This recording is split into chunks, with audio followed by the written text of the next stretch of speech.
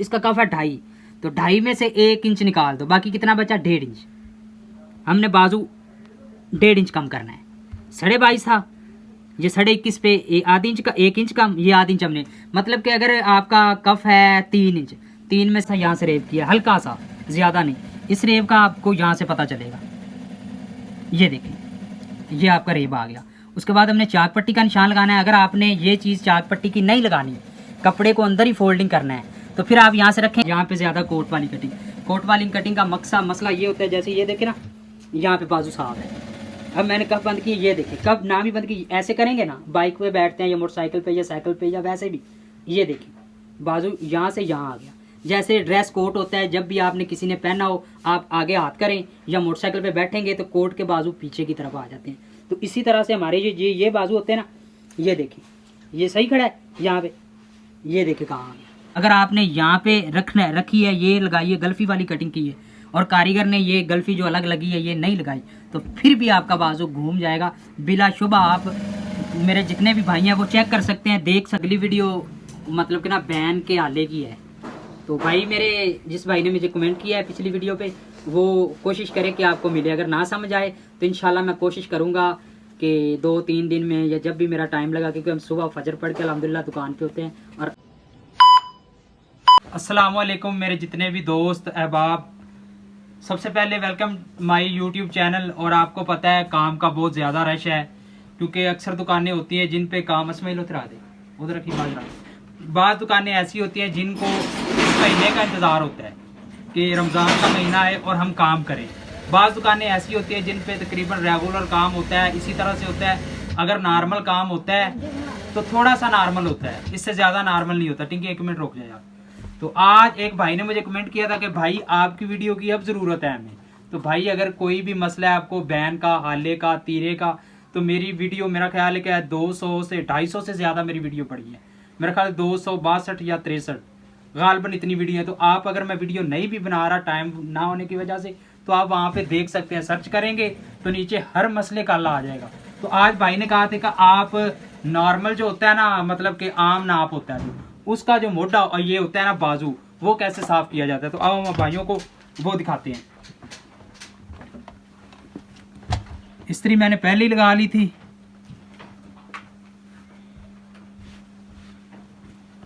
इसका मोटा हमने कटिंग करना है 9 इंच।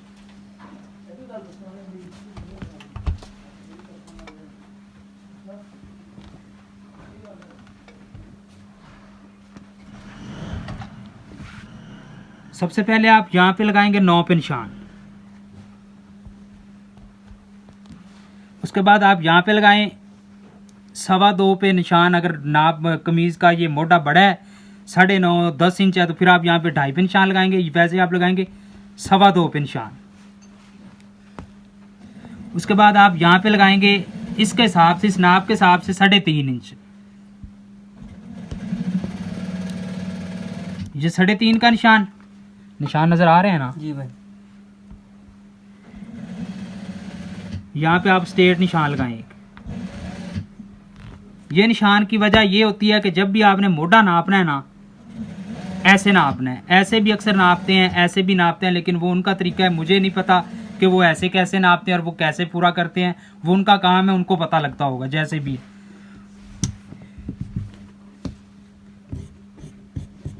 यहाँ तक आप करें स्ट्रेट कटिंग, इससे आगे आप इसे हल्की हल्की गुलाई दें।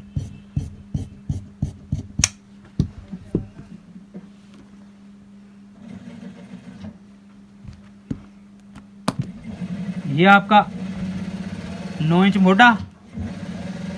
उसके बाद आप फिलहाल चेक करें कि ये डाउन कितना है। मेरा ख्याल है कि 2.25 या 2.5 डाउन है। ये फिलहाल 2.5 इंच डाउन है। इसके बाद आप आगे आए। इसका बाजू तैयार है 22.5 और इसका कफ है 2.5 इंच।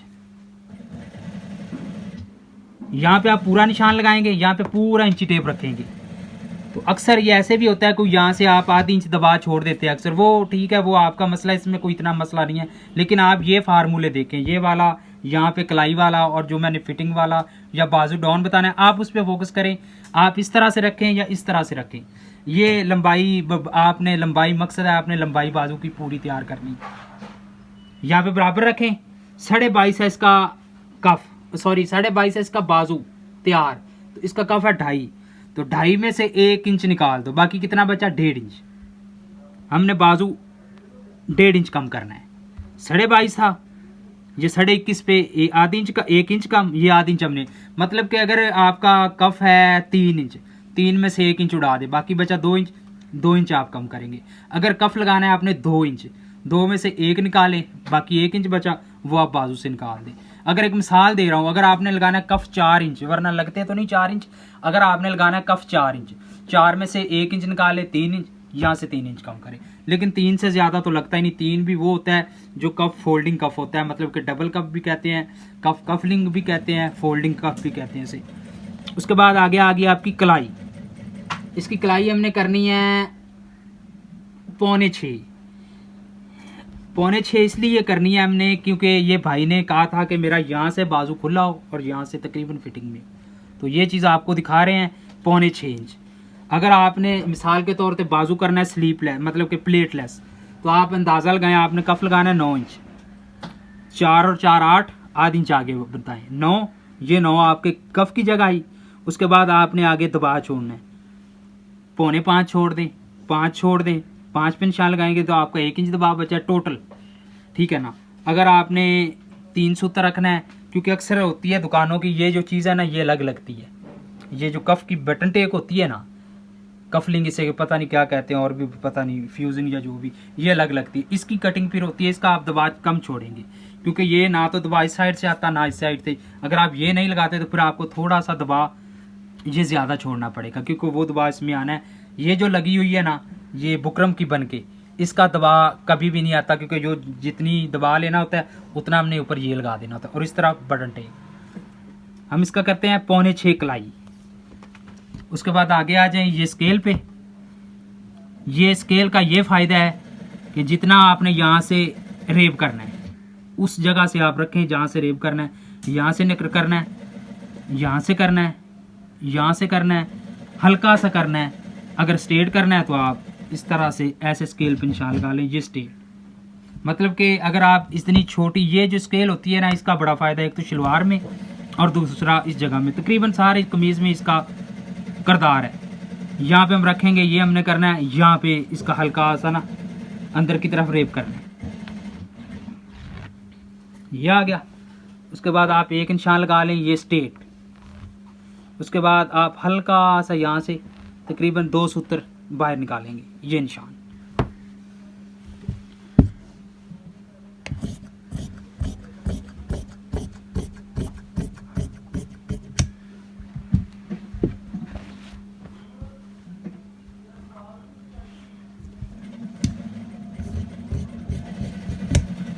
ये देखिए हमने हल्का सा यहाँ से रेब किया, हल्का सा, ज़्यादा नहीं।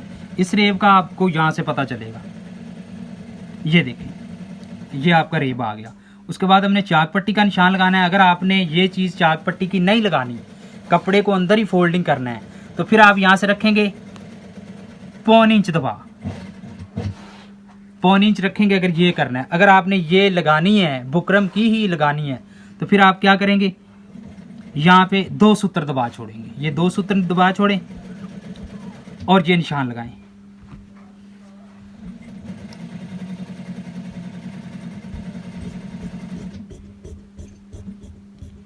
ये चाक पट्टी 6 इंच करें, 6.25 इंच करें। ये देखिए ये 6 से 1 सूत्र ज़्यादा है। मकसद है हमारी चाक पट्टी का, ऐसे अगर कफ खुलता है ना हमारा, कफ को आसानी से जो भी हमारा कस्टमर है या धोबी वो इस्त्री अंदर से कर सके, ठीक है ना। अगर आप बटन, अगर एक मिसाल है कि आप यहाँ पे रखते हैं तो यहाँ पे तो कफ यहाँ पे भी नहीं खुलेगा, पूरा ही नहीं खुलेगा। ये चाक पट्टी आप इस हिसाब से रखा करें कि ये नहीं होता कि जी फलां ने 7 इंच लगाई, फलां ने 10 इंच लगाई, फलां ने 1.5 इंच लगा, सॉरी फलां ने 5 इंच लगाई, फलां ने ये कोई मकसद नहीं है। चाक पट्टी का मकसद ये है कि आप ये चीज़ खोल लें, इतनी लंबी रखें, बाजू को अंदर से कफ को ना आसानी से इस्त्री हो सके। और उसके बाद इस चीज़ का ये है, अगर आप यहाँ पे अगर ये गल्फी लगानी है, इसे गल्फी कहते हैं, अब याद है, तो अगर आपने ये गल्फी लगानी है और उसके बाद आप यहाँ पे कटिंग करते हैं, यहाँ रख के चाक पट्टी कटिंग करते हैं, तो ये बाजू आपका घूम जाएगा, बाजू कभी भी नहीं बैठेगा। अगर आपने यहाँ पे रखी है, ये लगाई है, गल्फी वाली कटिंग की है, और कारीगर ने ये गल्फी जो अलग लगी है ये नहीं लगाई तो फिर भी आपका बाजू घूम जाएगा बिलाशुबा। आप मेरे जितने भी भाई हैं वो चेक कर सकते हैं, देख सकते हैं, ट्राई कर सकते हैं। लेकिन ये बात ये याद रहे, ट्राई अपने सूट पे करनी है, किसी कस्टमर के सूट पे नहीं करनी है। उसके बाद आगे आ जाए।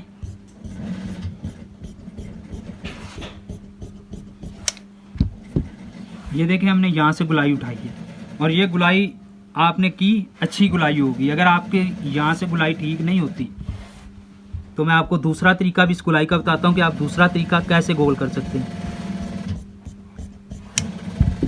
ये बाजू को हमने रेब साइड को कम किया है। इसका फ़ायदा आपको बार बार बताया, अगर बाजू हम रेब को कम नहीं करते तो जब कारीगर ने यहाँ से सिलाई लगानी है ना तो ये रेब साइड ने बढ़ के यहाँ पे आ जाना है। फिर कारीगर ने नहीं देखना कि मैंने किस तरह से कटिंग करनी है या उसने कैसे गुलाई दी है, उसने कैंची उठानी है। उसका मकसद होता है ये कटिंग, ये ख़त्म करना दबा।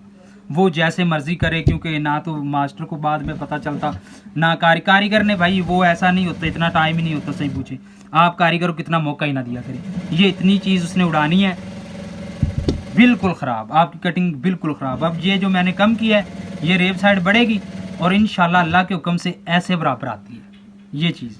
उसके बाद अब आपने देखना है बाजू की डाउनिंग। ये देखें 2.25 2 सूत्र और बढ़ गई है इसकी वजह से। यहाँ भी ना जब हम ये गुलाई करते हैं तो तकरीबन बढ़ जाती है। तो ये नाप ना तकरीबन ठीक है, क्योंकि हमारी होती है यहाँ पे ज़्यादा कोट वाली कटिंग। कोट वाली कटिंग का मसला ये होता है, जैसे ये देखे ना यहाँ पे बाजू साफ है। अब मैंने कब बंद की, ये देखिए कब ना भी बंद की। ऐसे करेंगे ना, बाइक पे बैठते हैं या मोटरसाइकिल पे या साइकिल पे या वैसे भी, ये देखिए बाजू यहाँ से यहाँ आ गया। जैसे ड्रेस कोट होता है, जब भी आपने किसी ने पहना हो आप आगे हाथ करें या मोटरसाइकिल पे बैठेंगे तो कोट के बाजू पीछे की तरफ आ जाते हैं। तो इसी तरह से हमारे ये बाजू होते हैं ना, ये देखिए ये सही खड़ा है यहाँ पे, ये देखिए कहाँ आ गया। लेकिन अगर आप साफ बाजू लेना चाहते हैं तो सबसे पहले थोड़ा सा बाजू फिटिंग में रखा करें। उसके बाद आप ये कोट वाली कटिंग क्या होती है, ये है जितना मर्जी डाउन करते जाए। तकरीबन कोट वाले तो करते हैं यहाँ से 5 इंच मेरा ख्याल उनकी डाउनिंग होती है, 5 से ज़्यादा होती है। इस वजह से कोट का बाजू बिल्कुल साफ़ होता है। एक तो कपड़ा वो हार्ड होता है कोट वाला, उनके अंदर फ्यूजिंग डाली होती है, और दूसरी ये है कि उनकी ये कटिंग होती है, ये होती है। ये कोट वाले बाजू की कटिंग का यहाँ से पता चलता है। यहाँ से आप जितना ज़्यादा कर सकते हैं, लेकिन सूट का 3.5 से ऊपर कभी ना करें। जितना हेल्दी नाप के कम किया करें। ये इस भाई ने मुझे कहा था कि मेरा बाजू आगे भी ना जाए और बाजू साफ भी हो, ठीक है ना। तो इसलिए हमने हल्का सा इसका ना बाजू फिटिंग में किया है, ये देखिए। और नॉर्मल सी ये कटिंग की है, ये आपके सामने बाजू है माशाल्लाह। तो इंशाल्लाह कोशिश मैं करूँगा कि अगली वीडियो मतलब कि ना बैन के आले की है। तो भाई मेरे जिस भाई ने मुझे कमेंट किया है पिछली वीडियो पे, वो कोशिश करे कि आपको मिले। अगर ना समझ आए तो इंशाल्लाह मैं कोशिश करूँगा कि 2-3 दिन में या जब भी मेरा टाइम लगा, क्योंकि हम सुबह फजर पढ़ के अल्हम्दुलिल्लाह दुकान पे होते हैं और अल्हम्दुलिल्लाह हमने रोज़े भी रखे हैं। और पहले रोज़े हैं जो तकरीबन बहुत अरसे बाद, पहले कभी रखते थे जब छोटे होते थे, इतने भी छोटे नहीं। तो अब माशाल्लाह पहला रमज़ान है कि मैं पूरे रोज़े रख रहा हूँ और माशाल्लाह मैं काम भी कर रहा हूँ। ये देखें माशाल्लाह इतना काम पड़ा है, ये पिछली साइड पे भी पड़ा है। तो कारीगरों के पास अल्हम्दुलिल्लाह काम काफ़ी ज़्यादा पड़ा है, मतलब कि ना एक दिन का तकरीबन काम किसी कारीगर के पास एक्स्ट्रा पड़ा है, किसी के पास कितना पड़ा है, तो 14 कारीगर है। तो इसके साथ साथ भाई को दे इजाज़त, दुआओं में याद रखना, चैनल को सब्सक्राइब करना ना भूलें, वीडियो को लाइक और शेयर करें। अल्लाह हाफिज़।